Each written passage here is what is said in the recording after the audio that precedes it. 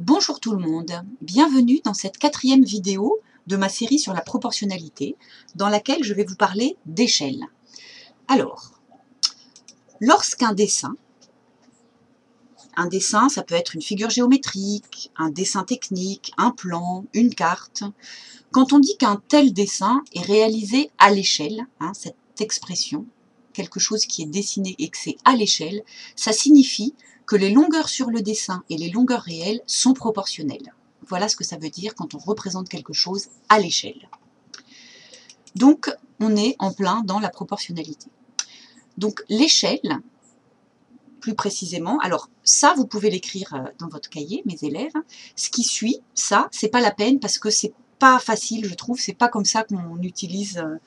Enfin, vous pouvez le noter, mais c'est pas comme ça qu'on va l'utiliser. Moi-même, j'ai été obligée d'aller chercher sur Wikipédia cette définition. L'échelle, en fait, c'est un nombre qui est le quotient de la longueur sur le dessin par la longueur réelle, avec la même unité de longueur. Donc, vous voyez, l'échelle, c'est le rapport, le quotient de la longueur sur le dessin par la longueur réelle dans la même unité. Mais vous pouvez oublier ça. Ce qui compte, c'est de comprendre les exemples qui suivent. Donc, mon premier exemple, c'est un plan qui est à l'échelle 1 centième. Voilà, un plan à l'échelle 1 centième. Alors, vous voyez ici en bas, c'est écrit en bas du plan, 1 centième. Et j'en profite tout de suite pour bien insister qu'il y a plusieurs façons d'écrire l'échelle. Soit on l'écrit comme ceci, 1/100, 1 centième, comme un slash, comme une barre de fraction. Soit on l'écrit avec deux petits points, 1, 2 petits points, 100. Soit on l'écrit en fraction, carrément. C'est la même chose que ça, mais plus droit. 1 centième. Et on peut même trouver des échelles où on l'écrit 1 centième comme ceci en écriture décimale 0,01. Donc dans tous les cas, on parle d'une échelle 1 centième. Donc mon échelle 1 centième, moi j'ai quand même une petite préférence pour cette notation-là parce que c'est quand même celle qu'on trouve le plus souvent, je pense, dans les cartes en géographie. 1, 2,100. Eh bien, qu'est-ce que ça veut dire? C'est ça qu'il faut retenir. Ça veut dire que 1 cm sur le plan représente 100 cm en réalité. D'accord? Et à chaque fois que vous aurez une échelle écrite comme ceci, le premier nombre, c'est une unité sur le plan, et ça, c'est le nombre d'unités avec la même unité en réalité. Donc en général, on peut toujours commencer à raisonner en centimètres en disant 1 cm sur mon dessin représente 100 cm en réalité. Ici, c'est 100 parce que c'est une échelle de 1 centième. Vous allez voir dans les autres exemples que si là, j'ai un autre nombre, ben je le change ici. Ok, donc 1 cm sur le plan représente 100 cm en réalité. Eh bien, c'est ça mes deux grandeurs proportionnelles. C'est la longueur sur le plan et la longueur réelle. Ok? Et donc, je peux, avec juste la donnée de mon échelle, compléter ma première colonne. 1 cm sur le plan, c'est 100 cm en réalité. Et j'ai donc directement mon coefficient de proportionnalité. Ici, c'est 100. Donc, dans l'autre sens, je divise par 100. Ça, vous êtes habitués. Si dans un sens, on multiplie, dans l'autre sens, on divise. Donc, ça permet, par exemple, de savoir, si on a le plan sous la main, avec une petite règle graduée, ça permet, par exemple, d'avoir la grandeur réelle de cette terrasse. Donc, c'est la largeur de la terrasse ici. Sur le plan, on voit que ça mesure 3 cm. Donc je peux le mettre ici dans mon tableau, 3 cm sur le plan, et je peux, à l'aide de mon petit tableau de proportionnalité, le calculer en réalité. Donc vous voyez, il suffit que je multiplie par 100. En réalité, cette terrasse mesure 300 cm de large. Et 300 cm, c'est 3 mètres. Okay, donc ma terrasse mesure 3 mètres de large. Alors, j'aurais pu directement ici, au lieu d'écrire 1 cm sur le plan représente 100 cm en réalité, j'aurais pu écrire directement 1 mètre à la place de 100 cm, comme ceci. 1 cm sur le plan représente 1 mètre en réalité. Et du coup, c'est assez rapide, c'est assez sympathique, les plans à l'échelle 1 centième, parce que ça veut dire que là, si je vois que ça mesure 3 cm, ben je sais que ma terrasse, donc 3 cm sur le plan, représente 3 mètres en réalité, donc je vois tout de suite que ma terrasse mesure 3 mètres de large. Et je peux par exemple aller mesurer la fenêtre, je vois que ma fenêtre mesure un peu plus d'1 mètre de large, etc. Voilà, tout ce que je mesure, partout où c'est des centimètres, eh bien, ici vous voyez que cette pièce-là aussi, elle mesure 3 mètres de large. Ok, donc ça c'était mon premier exemple avec un plan à l'échelle 1 centième.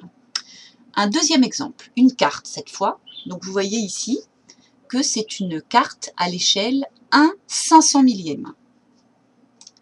Je l'ai remis ici en plus gros, 1/500 millième. Donc ça veut dire que 1 cm sur la carte représente 500 000 cm en réalité. Alors là, vous comprenez bien que je ne vais pas rester à travailler avec des centaines de milliers de centimètres, je vais changer d'unité pour que ce soit plus parlant. 500 000 cm, c'est 5000 mètres, et 5000 mètres, c'est 5 km.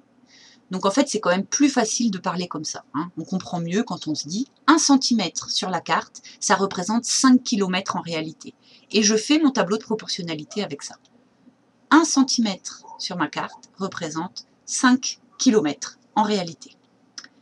Et du coup, bah, par exemple, je peux me demander quelle est la distance à vol d'oiseau entre Saint-Pierre et Saint-Benoît. Donc sur ma carte, j'ai mesuré, ça fait à peu près 8 cm.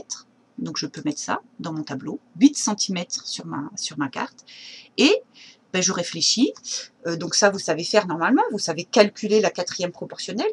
Donc vous allez pouvoir, si vous mettez sur pause et que vous réfléchissez 30 secondes, me calculer la distance réelle à vol d'oiseau entre Saint-Pierre et Saint-Benoît. Donc là, comment on fait? Eh ben, on voit que pour aller de 1 à 5, j'ai multiplié par 5. Donc mon coefficient de proportionnalité, c'est 5. Donc je fais 8 fois 5 et je trouve 40 km. Ok? Donc je peux l'écrire ici. Voilà, cette distance-là, c'est 40 km. Bien. Un troisième exemple, avec encore une autre échelle. Donc c'est le dessin d'une pièce, c'est un dessin technique d'une pièce de je ne sais quoi. Peut-être quelque chose que... C'est le genre de dessin qu'on peut voir en technologie, par exemple. Là, l'échelle, c'est 2 sur 1. Alors, je ne sais pas trop comment on dit. Je l'ai réécrit en plus gros. 2 sur 1. Donc, on peut écrire aussi comme ça, 2 petits points 1. Donc ça veut dire que 2 cm sur le dessin représente 1 cm en réalité. Et je peux faire mon petit tableau de proportionnalité avec toujours ma longueur sur le dessin, ma longueur réelle. Donc ici, c'est 2 cm sur le dessin qui représente 1 cm en réalité. Donc, par exemple, si moi, je mesure sur mon dessin que la longueur, c'est 7 cm, je peux l'écrire ici, eh bien, je peux en déduire la longueur réelle. En vrai, cette pièce, combien est-ce qu'elle mesure? Donc là, comment on fait? Eh bien, on voit que mon coefficient de proportionnalité, en fait, pour aller de haut en bas, là, j'ai divisé par 2. J'aurais pu le rajouter d'ailleurs, avec une petite flèche. Pour aller de là à là, j'ai divisé par 2. Ok. Donc, pour trouver la longueur réelle de ma pièce, je vais faire 7 divisé par 2 et on trouve 3,5 cm. Voilà, cette pièce mesure 3,5 cm en vrai. Okay. Donc, vous voyez que selon les échelles, ce qui est représenté peut être parfois plus grand que la réalité, c'est le cas des cartes en géographie, mais pour certaines pièces très petites où on a besoin de précision, ça peut être l'inverse. En fait, le dessin, c'est un agrandissement de la réalité. Parce que là, sur mon dessin, la pièce, elle mesure 7 cm, alors qu'en réalité, elle mesure que 3,5 cm de long. D'accord? Ce dessin-là, c'est un agrandissement de la pièce. Ok, bon, bah, j'espère qu'avec ces 3 exemples, ça va vous suffire à retenir. Il faut vraiment comprendre que le premier nombre ici, dans l'échelle, c'est les centimètres sur le dessin, et que le deuxième, c'est la réalité. Donc pour finir, je vous propose un petit défi. Donc mes élèves, vous reconnaissez votre collège. Et j'en dis pas plus, je vous laisse lire ici quelle est l'échelle. Je vous pose juste la question à laquelle vous devez essayer de répondre. Quelle est la longueur du bâtiment principal du collège? Alors je ne me rappelle plus comment il s'appelle, mais vous voyez, de ce bâtiment-là, quand on mesure sur la carte, on trouve que ça fait 2,3 cm. Et ma question c'est, en vrai, en réalité, combien ça mesure? Donc, avec l'échelle, en vous rappelant que c'est une unité sur la carte représente 5000 unités en réalité, essayez de faire le petit tableau de proportionnalité et trouver la réponse. Et moi, je m'arrête là pour cette vidéo et je vous dis à bientôt.